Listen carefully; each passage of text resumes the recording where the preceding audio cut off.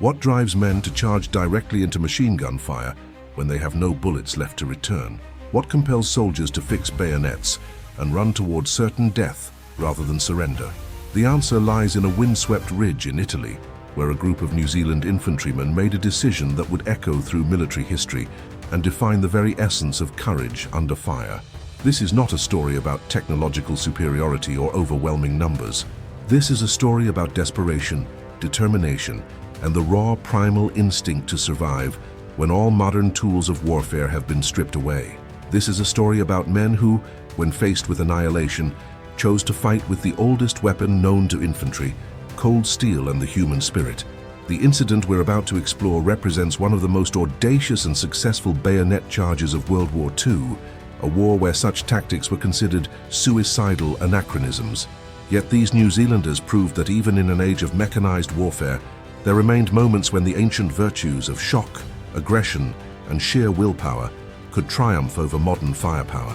Their action that day would become legendary, studied in military academies, and whispered about in barracks around the world as the perfect example of what infantry can achieve when pushed beyond all reasonable limits. The men who participated in this charge came from a nation whose entire population was smaller than many European cities. New Zealand had sent its sons across the world to fight in a conflict that seemed impossibly distant from their peaceful island home.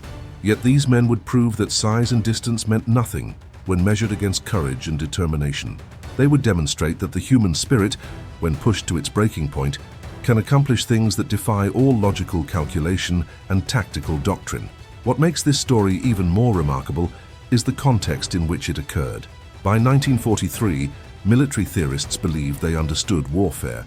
They had studied the lessons of World War I, where bayonet charges had resulted in catastrophic losses. They had analyzed countless engagements where modern firepower had slaughtered men advancing in the open. The consensus was clear: the bayonet charge belonged to history, not to modern combat. Yet on Hill 270, all those theories would be proven incomplete because they failed to account for the most unpredictable variable in warfare: the human will to survive and to fight for the men beside you. The date was October 1943. The place was the Italian campaign, specifically the mountainous terrain north of the Volturno River. The Allied advance up the Italian peninsula had ground into a brutal slog through some of the most defensible terrain in Europe. Every ridge, every river, every hilltop became a fortress that the Germans defended with methodical efficiency and devastating firepower. The New Zealand 2nd Division had already earned a formidable reputation throughout the North African campaign. These were not fresh recruits.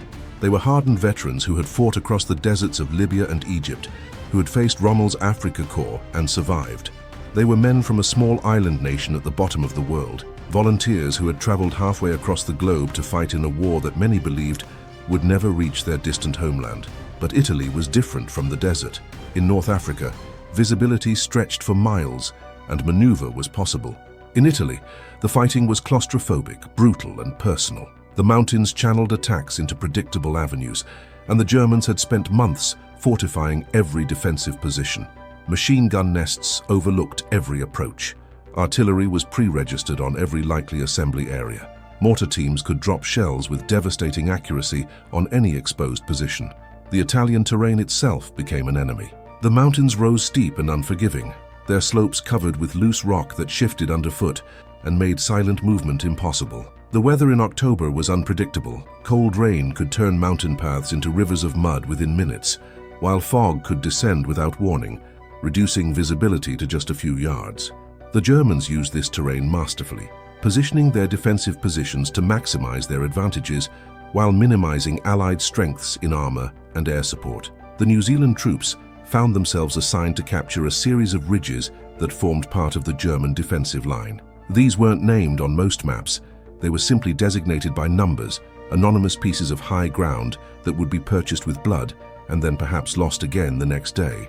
Military operations require these ridges to be taken because modern warfare is about dominating terrain, about controlling the high ground from which you can observe and destroy your enemy. On this particular October day, a company of New Zealand infantry had been tasked with taking Hill 270, a nondescript rise that nevertheless commanded crucial approaches to the next phase of the Allied advance. The attack began in the pre-dawn darkness, with the men moving forward through the cold Italian night, their boots crunching on rocky soil, their breath visible in the frigid air. Each man carried approximately 60 pounds of equipment: rifle, ammunition, grenades, rations, water, entrenching tool, gas mask that probably wouldn't be needed but couldn't be left behind. They moved in tactical formation, spread out to minimize casualties from artillery, yet close enough to maintain unit cohesion in the darkness. The initial assault went better than expected. The New Zealanders pushed forward aggressively, using fire and movement tactics drilled into them through countless exercises. They cleared the lower slopes, knocked out several defensive positions, and fought their way to within striking distance of the summit. The Germans fell back in good order, consolidating on the reverse slope, where they could bring devastating fire on anyone who crested the ridge. The New Zealanders had learned in North Africa that German soldiers were masters of the tactical withdrawal. They wouldn't simply abandon a position in panic. They would fall back by sections, with some elements providing covering fire, while others moved to pre-prepared secondary positions. This discipline made them extraordinarily difficult opponents, because even when you thought you had broken their defense, you often found yourself facing an equally strong position just beyond. Then, everything went wrong simultaneously. The company found itself pinned down by machine gun fire from multiple directions. Mortar rounds began falling with uncanny accuracy. The Germans had obviously pre-plotted defensive fires for exactly this contingency. The New Zealanders tried to return fire, but their ammunition expenditure during the initial assault had been heavy. Magazines ran dry, bandoliers were emptied. The distinctive crack of Lee Enfield rifles became sporadic, then ceased almost entirely. Worse still, the promised resupply hadn't materialized. The supply chain through the mountains was tenuous at best, and somewhere between the rear echelons and the fighting positions, the ammunition that these men desperately needed had been delayed, diverted, or lost. Radio communications crackled with increasingly desperate requests for resupply, but the answer remained the same.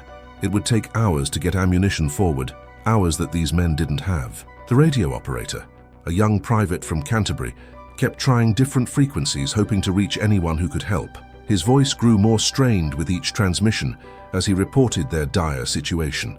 Battalion headquarters acknowledged their plight, but could offer no immediate solution.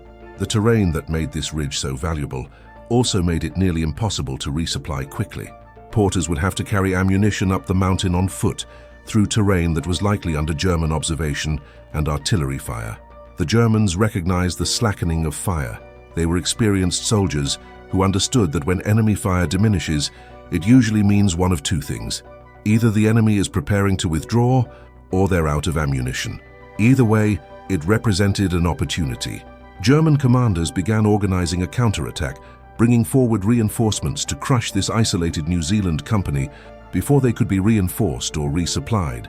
The New Zealand company commander assessed his situation with brutal clarity. His men were almost out of ammunition. They were exposed on open ground. German reinforcements were moving into position for a counterattack that would annihilate them. Withdrawal would mean crossing hundreds of yards of open terrain under machine gun fire. It would be a massacre. Staying in place meant being overrun within minutes. He gathered his platoon leaders for a hasty conference. These were men he had fought beside for months, men whose judgment he trusted implicitly. They huddled in a shell crater while German machine gun fire cracked overhead. The situation was laid out in stark terms. They had perhaps 10 minutes before the German counterattack began. Every option was discussed and discarded. Withdrawal meant certain death, surrender meant captivity, and the knowledge that they had failed their mission. Fighting from their current positions meant being overrun by numerically superior and better armed Germans. He made a decision that seemed to defy all military logic, all common sense, all reasonable calculation of odds. He ordered his men to fix bayonets and charge. To understand why these men didn't simply refuse what appeared to be a suicidal order, we must understand who they were and how they had been forged into the fighting force that stood on that Italian hillside. New Zealand's military tradition was relatively young compared to European powers, but it was already stained with blood and glory. The country had sent men to fight in the Boer War at the turn of the century, where they learned that colonial troops could match or exceed the performance of regular British Army units. But it was World War I that truly baptized New Zealand in the fire of modern warfare. At Gallipoli in 1915, New Zealand troops had been part of the disastrous campaign to knock Turkey out of the war. The Australian and New Zealand Army Corps, the ANZACs, had landed on hostile beaches under murderous fire and then held onto precarious positions for 8 months of grinding attrition. The campaign failed in its strategic objectives, but it succeeded in creating a legend. The ANZACs had proven themselves tough, resourceful, and incredibly difficult to defeat, even when facing impossible odds.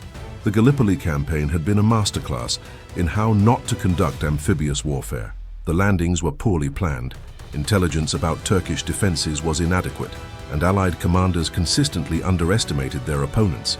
But the ANZAC soldiers had performed magnificently despite these failures of leadership.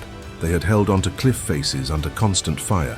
They had launched desperate attacks against impregnable positions when ordered, and they had developed a reputation for aggressive patrolling and raiding that kept the Turks constantly on edge. The survivors of Gallipoli were then shipped to the Western Front, where they fought in the mud and blood of trench warfare. New Zealand troops participated in some of the most brutal battles of the war: the Somme, Passchendaele, the 100 Days Offensive. They earned a reputation for aggressiveness in attack and stubbornness in defense. British commanders learned to call on New Zealand units when they needed an objective taken regardless of cost, when they needed men who would not stop advancing even when advancing seemed impossible. At Passchendaele in 1917, New Zealand troops had attacked through mud so deep that wounded men drowned in shell craters before they could be rescued. They had advanced across ground so thoroughly destroyed by artillery that no recognizable terrain features remained. They had fought in conditions that seemed designed to break the human spirit, and they had kept fighting.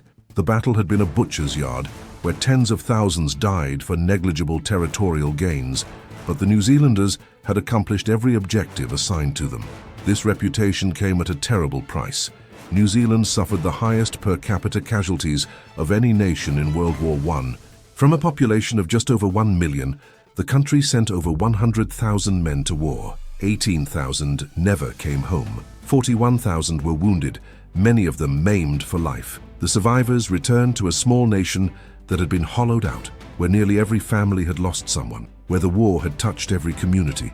There were towns where every young man of military age had volunteered, and half of them hadn't come back. Yet when World War II erupted in 1939, New Zealand once again volunteered.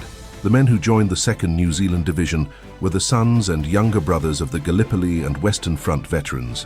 They had grown up hearing stories about the ANZACs, about what their fathers and uncles had endured and accomplished. They had been raised in a culture that valued toughness, self-reliance, and loyalty to your mates above all else. Many of these young men had grown up during the Great Depression, which had hit New Zealand particularly hard. They were accustomed to hardship, to making do with less, to working long hours for little reward. They had developed a stoic acceptance of discomfort and a practical approach to problem solving that would serve them well in military service. They were not men who expected life to be easy or fair, and they didn't collapse when confronted with difficulty. The training these men received was rigorous and realistic. New Zealand couldn't afford to send poorly prepared troops halfway around the world. Every man had to count.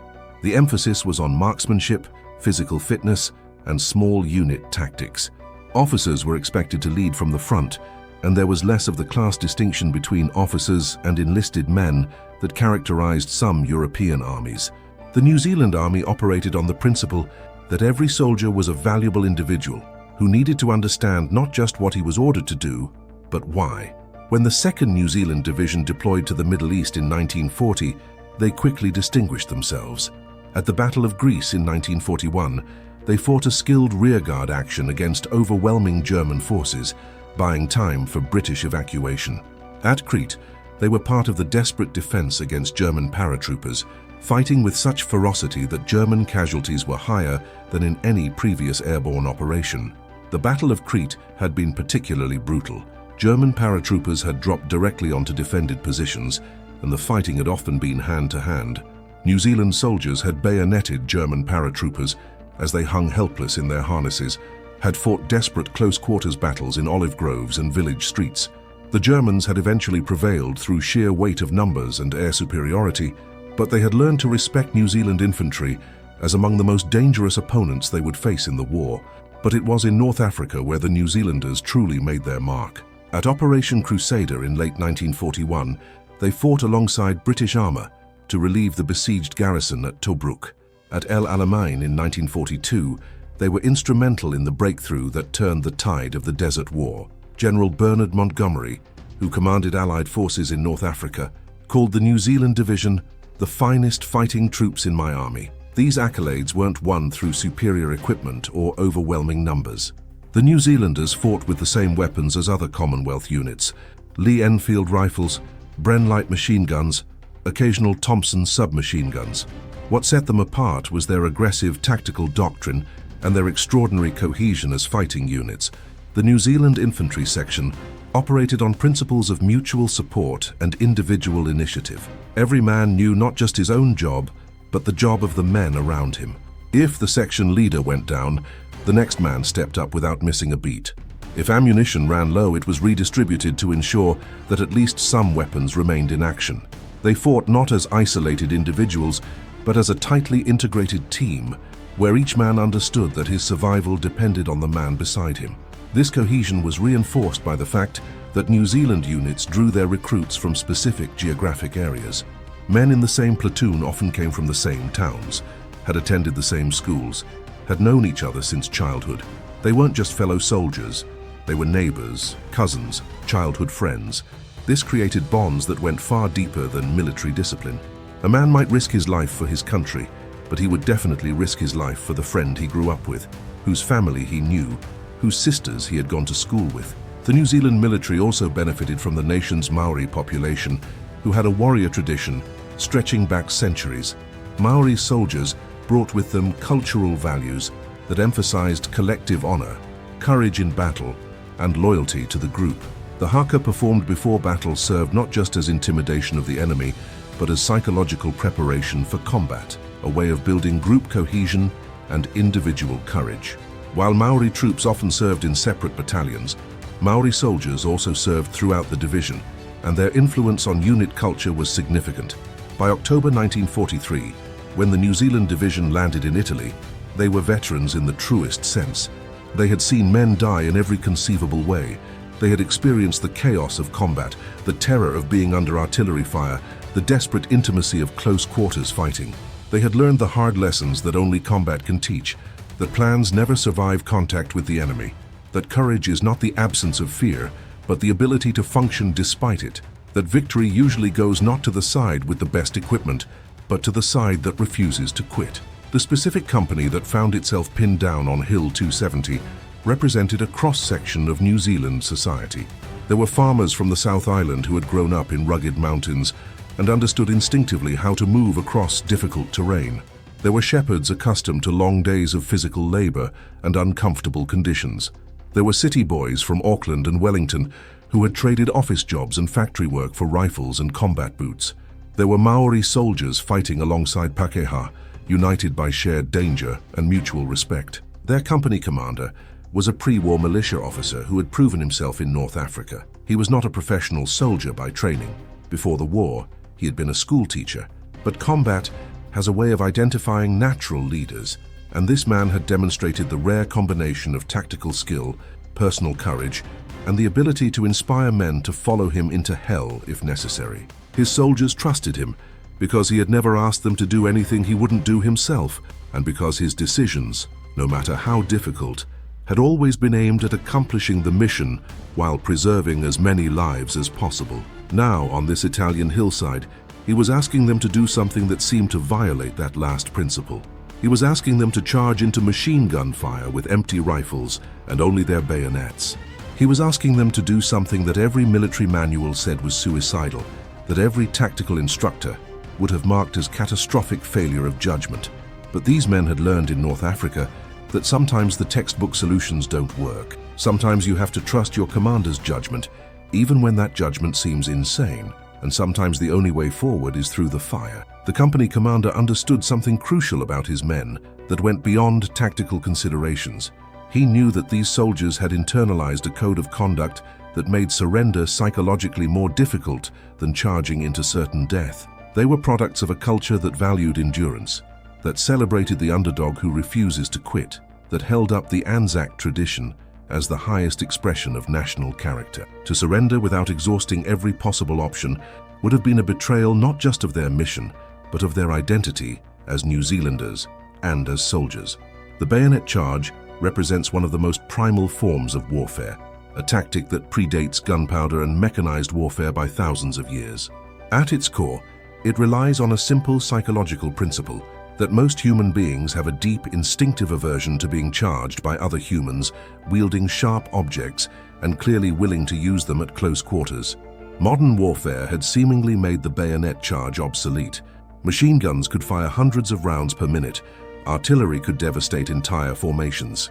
Well-entrenched defenders with adequate ammunition could slaughter attacking infantry long before they closed to hand-to-hand range. World War I had proven this conclusively. Bayonet charges across no man's land resulted in horrific casualties and rarely achieved their objectives.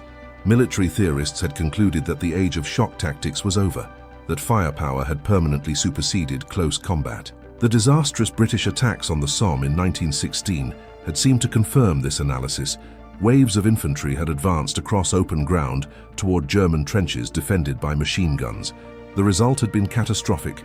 60,000 British casualties on the first day alone, many of them occurring in the first few minutes of the attack. The machine gun had fundamentally altered the tactical calculus of warfare, making frontal attacks against prepared defenses suicidal unless preceded by overwhelming artillery preparation. Yet the bayonet remained standard issue. Every infantryman still carried that long blade designed to be fixed to the end of his rifle. Why? Because military establishments understood something that theorists sometimes overlooked. Warfare is fundamentally a contest of human wills, and there are moments when the psychological impact of an action outweighs its tactical logic. The decision to order a bayonet charge when out of ammunition represents a calculated gamble on several psychological factors. First, it demonstrates absolute commitment.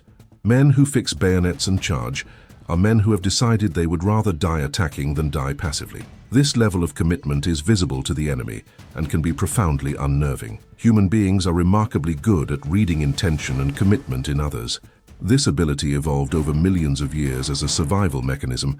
Being able to assess whether another person or predator was truly committed to violence could mean the difference between life and death. When defenders see attackers charging with bayonets, screaming, with absolute determination visible in their movements, something primal in the human brain recognizes the level of threat and responds with fear.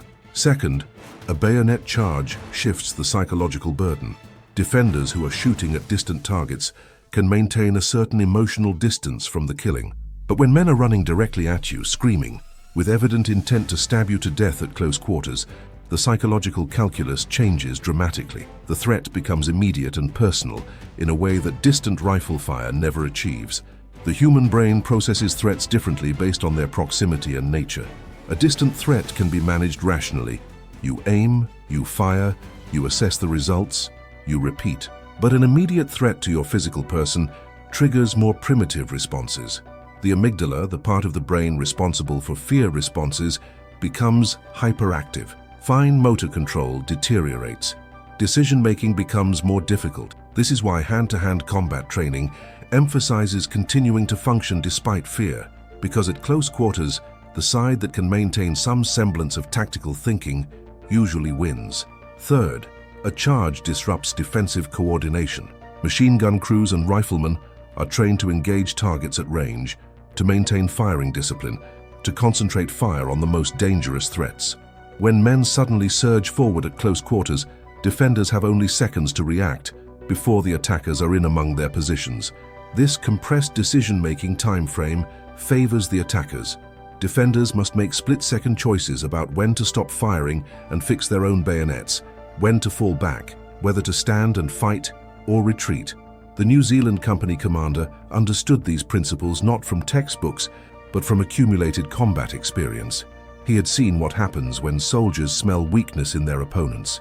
He had seen defensive positions crack, not because they lacked ammunition or firepower, but because the men manning them lost their nerve at a critical moment. He was gambling that his veterans, charging with absolute determination, could break the German position before German firepower could destroy them all. This decision also reflects a deeper truth about infantry combat, that morale and determination often matter more than material superiority. The Germans on Hill 270 had more ammunition, better defensive positions, and numerical superiority in that specific location. By every rational calculation, they should have won the ensuing engagement. But warfare is not purely rational. It is a contest between human beings, and human beings can be influenced by factors that don't appear in logistics charts or ammunition counts. Napoleon Bonaparte famously observed that the moral is to the physical as 3 to 1 in warfare. By this he meant that psychological factors, morale, determination, courage, leadership, were 3 times as important as physical factors like numbers and equipment. Modern military theorists sometimes discount this observation as outdated, but combat veterans consistently report that psychological factors remain crucial to battlefield outcomes. The concept of shock action in warfare has ancient roots. Roman legions succeeded not just because of their equipment and training, but because they attacked with such disciplined ferocity that opponents often broke before the actual hand-to-hand fighting began. Viking raiders were feared not because they were technically superior fighters, but because they attacked with such apparent disregard for their own safety that defenders lost cohesion. Medieval cavalry charges worked because the psychological impact of armored men on large horses, bearing down at full gallop, often caused infantry formations to dissolve before contact was even made. The New Zealanders about to charge up Hill 270 were tapping into this ancient tradition. They were betting that the psychological shock of their attack would compensate for their material disadvantages. They were wagering their lives on the hope that courage and aggression could overcome firepower and defensive preparation. There's also a darker element to this decision that must be acknowledged. The company commander knew that staying in place meant certain death or capture. Attempting to withdraw meant being shot in the back while crossing open ground. In essence, his men were dead already, unless something changed the tactical equation. The bayonet charge represented not just an attack, but a desperate attempt to seize initiative from a situation where they had none. This reflects another central theme in infantry combat, that sometimes the least bad option still looks suicidal. Commanders throughout history have faced moments where all choices lead to casualties, where there is no safe option, where the only question is whether you die passive or die fighting. Good commanders make decisions even when all the options are terrible. Great commanders somehow find ways to turn terrible options into victories. The choice to charge also highlights the importance of unit cohesion and mutual trust. Individual soldiers might rationally decide that charging into machine gun fire is suicidal and refuse the order. But when you're surrounded by men you've trained with, fought beside, and survived with for months or years, the calculus changes. You charge not because you believe you'll personally survive, but because the alternative is abandoning your mates, and that is psychologically more unbearable than facing enemy fire. This dynamic, the power of small unit cohesion to compel men to do things that individually seem irrational, is one of the fundamental truths of infantry warfare. Soldiers don't fight for abstract concepts like freedom or democracy in the moment of actual combat. They fight for the men beside them. They endure the unbearable because letting down their friends is worse than facing death. Military sociologists have studied this phenomenon extensively. Studies of combat motivation consistently show that soldiers fight primarily for their immediate group, their squad, their platoon, their company. National ideology, political objectives, even personal survival take a back seat to not letting down the men beside you. This is why military training emphasizes building unit cohesion, why soldiers are kept in the same units rather than being rotated as individuals, why experienced units are so much more effective than inexperienced ones, even when the individuals have similar training. The bayonet itself carries symbolic weight that transcends its practical function as a weapon. It represents the willingness to engage in the most intimate and violent form of combat. Fixing bayonets is a ritual that signals transition from ranged warfare to close combat, from the impersonal to the intensely personal. When soldiers fix bayonets, they are acknowledging that they are about to cross a threshold into a realm of combat that most soldiers never experience. Face-to-face violence where you can see your opponent's eyes, where killing becomes immediate and undeniable. The company commander's orders were crisp and clear: fix bayonets. When the whistle blows, everyone rises and moves forward at a run. No stopping, no taking cover, no hesitation. The objective is the German positions at the crest. Kill or capture everyone there, then consolidate and prepare for counterattack. These orders encapsulate several tactical principles that would maximize the charge's probability of success. The emphasis on simultaneous movement meant the Germans would face multiple targets approaching from multiple angles, making it difficult to concentrate fire effectively. The prohibition on stopping or taking cover addressed the natural human instinct to hit the ground when under fire, an instinct that would be fatal in this situation because it would simply make the men easier targets while removing their momentum and psychological impact. The New Zealanders checked their bayonets, 17 inches of steel designed by engineers who understood exactly how to make a blade that would punch through clothing, web gear, and human flesh. These were not decorative items, they were serious fighting knives attached to rifles, turning the weapon into a spear. Many of the men had never actually used their bayonets in anger, despite months of combat. Firefights in North Africa had typically been decided at ranges where bayonets were irrelevant, but they had trained with them countless times, thrusting at sandbags and dummies, learning the techniques of parrying, thrusting, and butt stroking with the rifle. Some men checked that they still had a few rounds remaining in their rifles. If they survived to close quarters, a bullet at point-blank range was more efficient than steel. Others redistributed the last ammunition to the Bren gunners, who would provide covering fire during the initial seconds of the charge and would be crucial if they needed to defend the position afterward. The Bren gun was a remarkable weapon, accurate, reliable, and relatively light for a machine gun, but it was also ammunition-hungry, and the Bren gunners had been rationing their fire for the past hour, trying to make every burst count. Now they would expend what remained to support the charge, knowing that if the attack succeeded, they could resupply from captured German weapons. The moments before the whistle were probably the longest of these men's lives. They knew what was about to happen. They could hear German voices from the positions ahead, could see the muzzles of machine guns traversing, seeking targets. They knew that in a few seconds, those machine guns would open fire and men would die. Some of them certainly thought this was their last minute alive. Some probably prayed.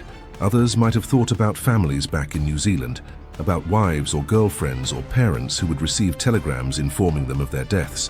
One soldier later recalled thinking about his father, who had survived Passchendaele. He wondered if his father had felt this same cold dread before going over the top, if every generation of soldiers experienced these same moments of absolute clarity when death seemed not just possible, but probable. He thought about his mother receiving the telegram and felt a sharp pang of guilt at the grief he was about to cause her. Then he pushed the thought away, because dwelling on it would make the next few minutes impossible. But they also drew strength from each other. They could see that the men around them were ready, that nobody was breaking, that everyone was preparing to go forward together. This mutual observation and reinforcement is crucial. If one man had panicked and run, others might have followed. But because everyone held firm, everyone continued to hold firm. The group enforced standards of behavior that individuals might not have been able to maintain alone. The whistle blew. Approximately 80 men rose from cover and began running uphill toward prepared German defensive positions. The German reaction was initially delayed by perhaps 2 or 3 seconds, the shock of seeing a mass of men charging with bayonets when moments before there had been only sporadic fire. Then the machine guns opened up. The sound of Maschinengewehr 42's firing is distinctive, a ripping sound caused by their incredibly high rate of fire, around 1,200 rounds per minute. At such close range, the trajectories were nearly flat. Bullets cracked through the air and men began to fall. The historical record doesn't preserve exact casualty figures for those first seconds, but it was certainly significant. Perhaps 15 or 20 men went down in the first 5 seconds of the charge, but the remainder kept running. This is the critical point. Despite taking casualties, despite seeing their friends shot down beside them, despite every instinct screaming at them to take cover, the New Zealanders maintained their momentum. They kept their legs pumping, kept moving toward the German positions, closed the distance from 200 yards to 150 to 100. The Germans faced a tactical dilemma with no good solution. If they continued firing at the massive charging infantry, they might kill more of them, but the survivors would reach their positions and the fighting would turn to close quarters where German advantages in firepower became irrelevant. If they stopped firing to fix their own bayonets or prepare for hand-to-hand combat, they gave the attackers precious seconds of reduced casualties to close the distance. Different German soldiers made different choices. Some machine gunners continued firing until New Zealand soldiers were literally on top of their positions. These gunners killed additional New Zealanders, but were then bayoneted or shot at point-blank range before they could transition to personal weapons. Other Germans attempted to fall back, recognizing that the position was about to be overrun. But retreat under fire requires coordination and covered routes, and the speed of the New Zealand charge gave the Germans insufficient time to conduct an organized withdrawal. The actual collision between attackers and defenders was savage and brief. Bayonet fighting is not the romanticized affair depicted in films. It is brutal, exhausting, and terrifying. The New Zealanders had momentum and desperation on their side. The Germans had defensive positions, but were shocked by the ferocity and speed of the assault. In close-quarters combat, aggression often trumps technique, and the New Zealanders attacked with the fury of men who knew they had no fallback option. The fighting was decided in minutes. German soldiers who didn't retreat or weren't killed quickly surrendered. The New Zealand Company, or what remained of it, had captured the German positions and established themselves on the ridgeline. They immediately began consolidating, collecting German weapons and ammunition, treating wounded, preparing defensive positions to repel the inevitable counterattack. The cost had been severe. Approximately 1/3 of the company had been killed or wounded during the charge. Every officer above the rank of lieutenant had been hit, but they had achieved their objective and, critically, had captured German ammunition and weapons that they could now use to defend the position they had just taken. The German counterattack came within an hour, but by then the New Zealanders had resupplied themselves from captured German stores. They fought off the counterattack using German MG-42s and ammunition against their former owners.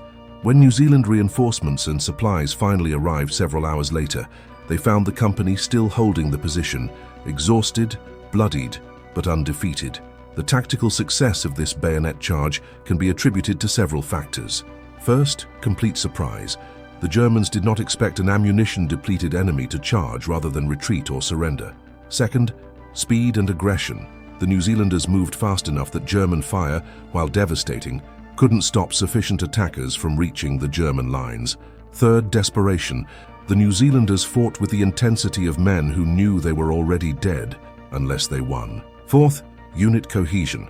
The attack didn't dissolve into individual acts of courage, but remained a coordinated assault where men supported each other and maintained forward momentum even as casualties mounted.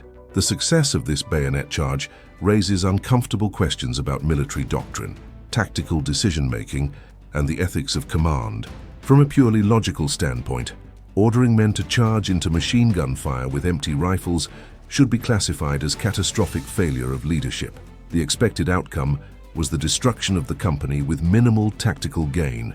That the charge succeeded doesn't necessarily validate the decision.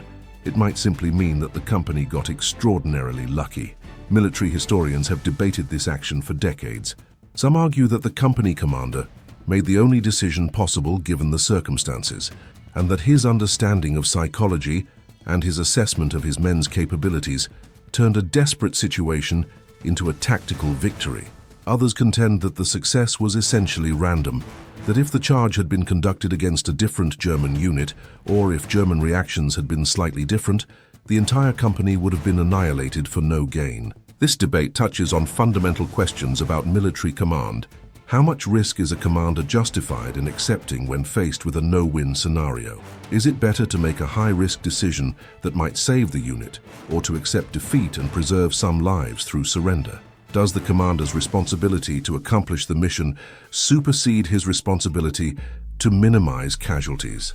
The New Zealand Company commander chose mission accomplishment and unit survival over individual survival. He bet that an aggressive action, even one that cost lives, would ultimately save more men than passive acceptance of defeat. His calculation proved correct in this instance, but that doesn't mean it would always be correct. The same decision in slightly different circumstances could have resulted in total disaster. There's also the question of whether such tactics have any place in modern warfare. The bayonet charge succeeded in 1943 partly because it was unexpected, partly because the specific tactical situation favored it. But could such tactics work on a modern battlefield with surveillance drones, thermal imaging, precision-guided weapons, and vastly more lethal automatic weapons? Most military theorists would argue no, that the bayonet charge is a historical curiosity with no application in contemporary warfare. Yet special forces around the world still train in close-quarters combat. Bayonets or fighting knives remain standard issue in most armies. The understanding persists that there may be moments, rare, desperate moments, when soldiers need to fight hand to hand, when firepower is insufficient or unavailable, and victory depends on personal courage and sharp steel. The psychological dimension of this event also deserves examination. What happens to men psychologically when they participate in something like this bayonet charge? The survivors had experienced one of the most intense and traumatic events possible in warfare, running toward people who were trying to kill them, seeing their friends shot down, engaging in hand-to-hand combat where they killed other human beings at arm's length. Post-traumatic stress disorder wasn't well understood in 1943. Men were expected to cope with trauma and continue fighting. Many of the survivors of this charge continued to fight through the rest of the Italian campaign, through the rest of the war. They carried the memories of that day with them, the sound of the whistle, the ripping of machine gun fire, the faces of the men who fell, the desperate close quarters fighting at the German positions. Some surely struggled with guilt, survivors' guilt for having lived when others died, perhaps guilt over the men they killed in close combat. Shooting an enemy at distance allows for psychological separation, but killing a man with a bayonet is intimate and personal. You see his face, feel the resistance as steel enters flesh, hear his final sounds. That stays with a person. Yet we must also consider that these men likely felt pride in what they accomplished. They had faced an impossible situation and prevailed through courage and mutual support. They had done something extraordinary that would be remembered and honored. For men who valued toughness and loyalty to their mates, knowing that they hadn't broken, that they had stood with their friends in the worst possible circumstances, provided a source of personal identity and self-respect that sustained many veterans through difficult post-war years. We must also consider the German perspective. The German soldiers who faced this charge were not monsters or cowards. They were men doing their duty as they understood it, defending a position they had been ordered to hold. Some fought to the death at their machine guns. Others retreated when the position became untenable. Some surrendered when continued resistance seemed pointless. They made reasonable decisions based on their training and the information available to them. That they lost this particular engagement doesn't diminish their own courage or competence. It simply means they encountered an opponent who fought with greater desperation and perhaps greater tactical skill in those specific circumstances. The broader strategic context of this action is also worth considering. The capture of Hill 270 contributed to the Allied advance in Italy, but the Italian campaign itself was a controversial strategic decision. Some historians argue it was necessary to tie down German forces and open a second front.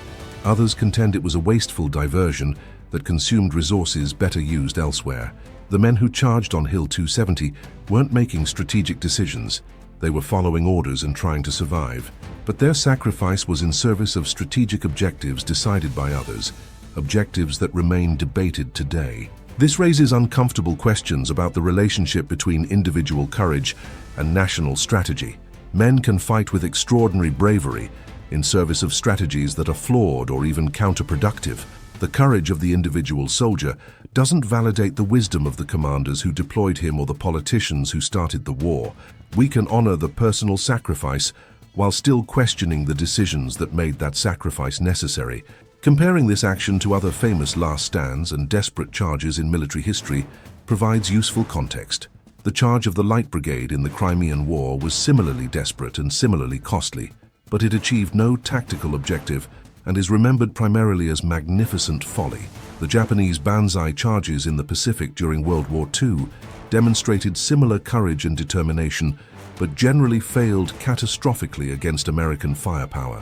The New Zealand charge on Hill 270 succeeded where many similar attacks failed, but whether that success was due to superior tactics, better assessment of the situation, or simple luck remains debatable. What is not debatable is that the men who participated demonstrated extraordinary courage. They did what they were ordered to do despite fully understanding the dangers. They maintained unit cohesion under extreme stress. They fought hand-to-hand with an enemy trying to kill them. Whatever questions we might raise about the wisdom of the order or the strategic context, we cannot question the individual bravery of the men who fixed bayonets and charged.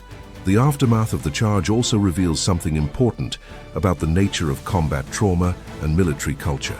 Many of the survivors found it difficult to speak about their experience, not because they were ashamed, but because the intensity of what they had lived through seemed incommunicable to those who hadn't been there. How do you explain to someone who has never experienced combat what it feels like to run toward machine guns, knowing you'll probably die.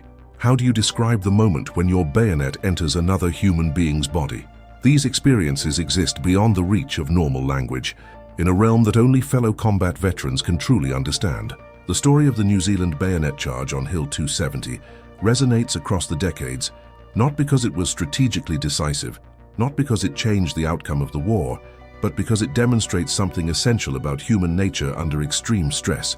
It shows us what men are capable of when every conventional option has been exhausted, when survival depends on doing something that appears suicidal, when the only path forward leads through fire. These soldiers were not superhuman. They were ordinary men from a small country at the bottom of the world. They were farmers and clerks, shepherds and school teachers, men who had volunteered to fight in a war half a world away from their homes. They were scared, exhausted, hungry, and desperate. They had every reason to surrender or panic or break when they found themselves out of ammunition and facing superior enemy forces, but they didn't break. When their commander ordered them to fix bayonets and charge, they did it. They rose from cover and ran toward machine guns, and somehow, impossibly, they won. They won because they fought with the fury of desperate men. They won because they trusted each other and their commander. They won because sometimes courage and aggression can overcome firepower and position. They won because they refused to accept defeat, even when defeat seemed certain. The lessons from Hill 270 transcend the specific tactical situation.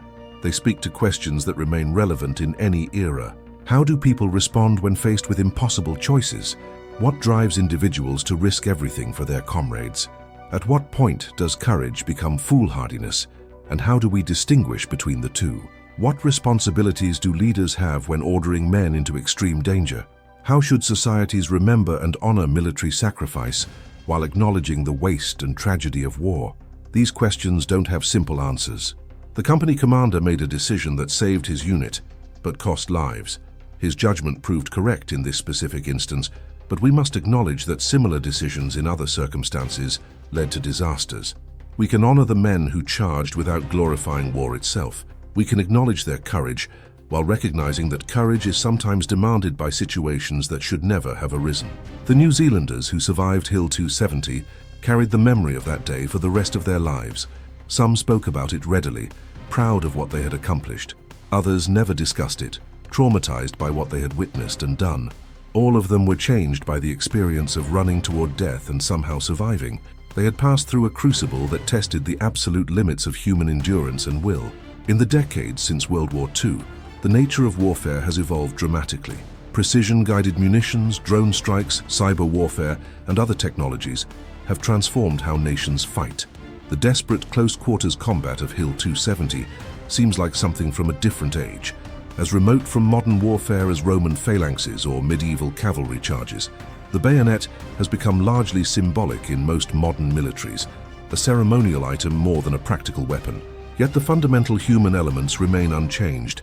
Soldiers still face situations where technology fails, where plans collapse, where survival depends on personal courage and unit cohesion. The means of warfare evolve, but the psychological and moral dimensions endure. Modern soldiers facing ambushes in Afghanistan or urban combat in Iraq confronted some of the same challenges as those New Zealanders on an Italian hillside in 1943. The fear, the reliance on their fellow soldiers, the need to make split-second decisions under extreme stress, the requirement to function when every instinct screams to run or hide. The bayonet charge on Hill 270 also reminds us that individual actions in warfare, no matter how heroic, take place within larger contexts of strategy, politics, and national interests. These men fought bravely in a campaign whose strategic value remains debated.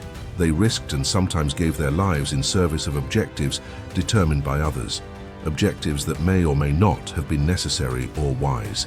This doesn't diminish their personal courage, but it should give us pause when we celebrate military heroism without examining the decisions that placed those men in situations requiring such heroism.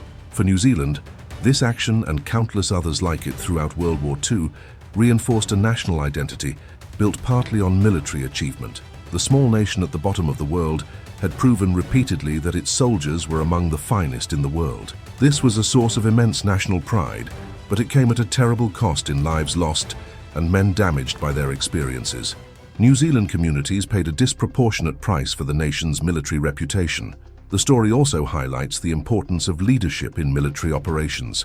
The company commander who ordered the charge made a decision that seemed to defy all conventional wisdom, but he made it based on deep knowledge of his men, assessment of the enemy, and understanding of the tactical situation. His leadership didn't consist of sending men into danger from a safe distance. He charged with them, risking his own life alongside theirs. This style of leadership, where officers share the dangers they order their men to face, creates bonds of trust and respect that are essential for military effectiveness. We must also remember that for every survivor who told this story, there were men who died on that hillside who never got to tell theirs. They died doing what they were ordered to do, trusting their commander and their comrades. Their families received telegrams and letters expressing condolences and explaining that their sons or brothers or husbands had died heroically in action. But no explanation could fill the void left by their absence. No heroic narrative could compensate for the loss. The German soldiers who faced this charge also have a story, though it's far less often told. They were men doing their duty as they understood it, defending a position in a war that Germany would ultimately lose. Some fought to the death at their posts. Others were killed in hand-to-hand fighting. Some were captured and spent the rest of the war in prisoner-of-war camps. They too were individuals with families and futures, caught up in the vast machinery of war. Their defeat on Hill 270 was one small incident in a much larger catastrophe that would ultimately destroy Nazi Germany, but at a cost of tens of millions of lives. 8 decades later, Hill 270 is just another hillside in Italy. There's no grand monument, no constant stream of tourists.